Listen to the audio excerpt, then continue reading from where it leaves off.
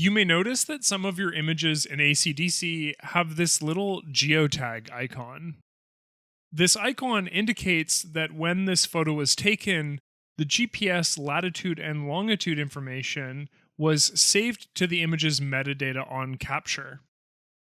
You can see the exact latitude and longitude under EXIF in the Properties metadata panel. If I click on this little geotag icon, the map actually pops up.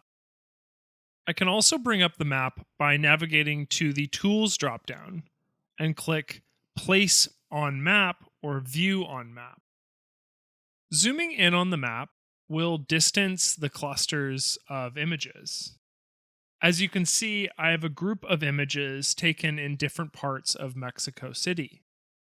Zooming out, those clusters become more compact, and I can see other images taken in other parts of Mexico City.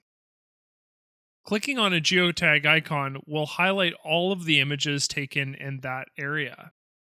If for some reason an image does not have any GPS data, it can actually be added quickly by dragging and dropping the image itself onto a location on the map. Once placed, simply click Save All above the map preview to add the metadata.